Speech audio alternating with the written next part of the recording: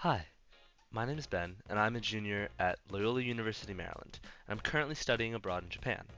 I'm a communications major, and have so far have thoroughly enjoyed my time in college.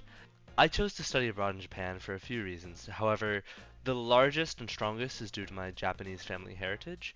I am part Japanese, 25%, give or take, and my grandmother immigrated from Okinawa.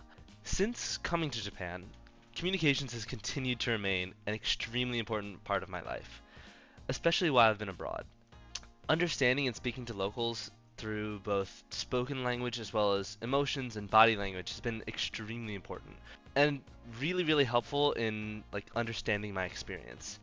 Overall as well, my understanding and awareness of Japan's cultural differences to America have been developed since coming to Japan.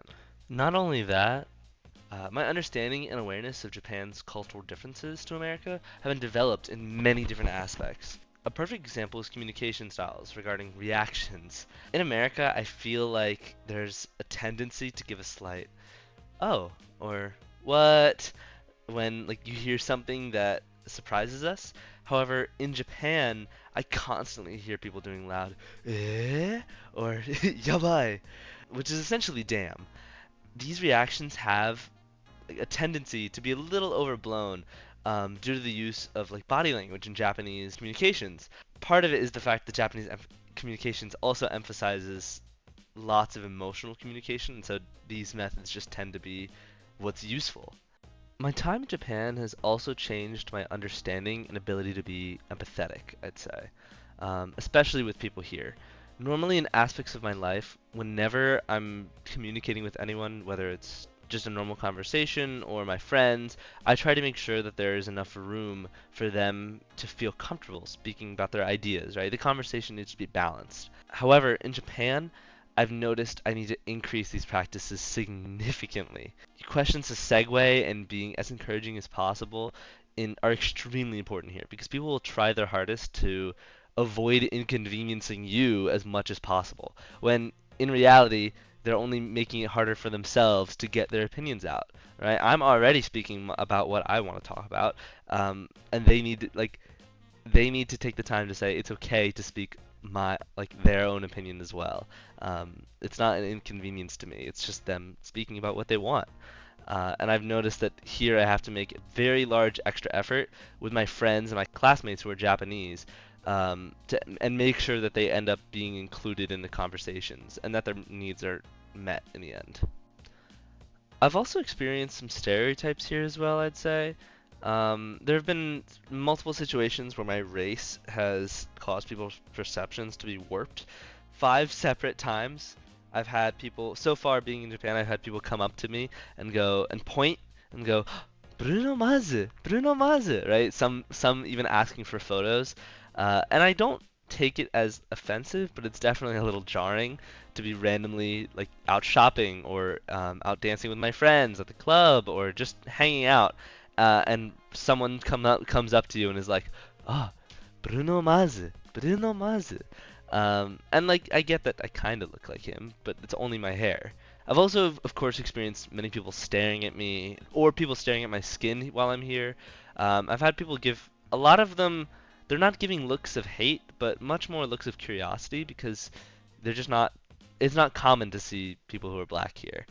However, the craziest experience I've had in Japan was in Asakusa. I was traveling with my girlfriend, and there was this woman who had a bag from a place called Ben's Cookies. And, me being a person named Ben as well, I immediately wanted to visit the place. And I went up to ask the woman where the cookie store was.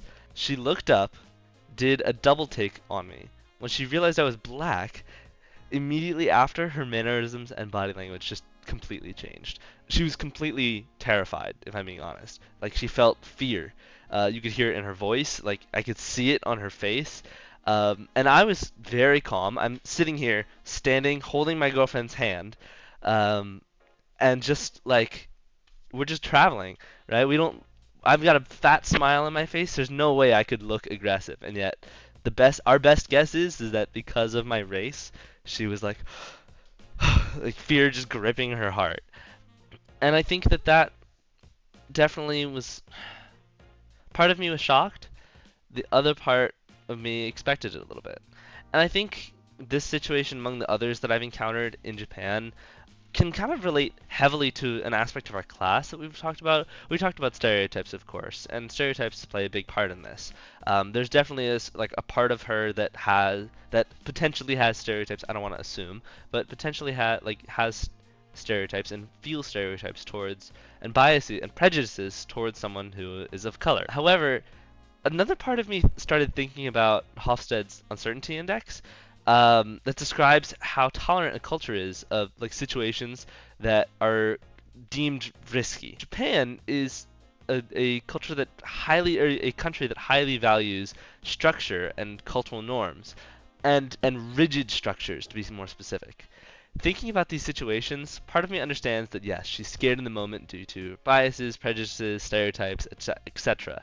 However, another part of me began to realize that in her eyes, talking to me was a risk, and outside of the cultural norm, or just her norm in general. Both me existing as well as randomly talking to her was a risk in her eyes, and her scared emotions and body language definitely become more understandable when compared to my actions.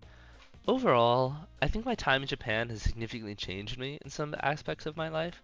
I came here to get closer to my Japanese roots, and I absolutely feel that I have. Learning about Japanese culture regarding art, food, music, history, etc., has all been extremely fascinating, especially when most of my life I haven't been exposed to it at all. Learning about all these topics, as well as through the lens of like intercultural communications, has helped me understand a lot of these topics and the different processes that they take in developing here in Japan. It's also been really, really cool to see because I get to look through it through a global mindset.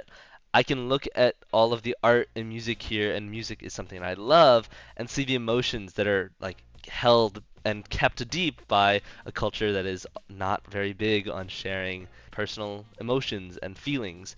And I can see that expressed through these mediums, and it's been really, really cool.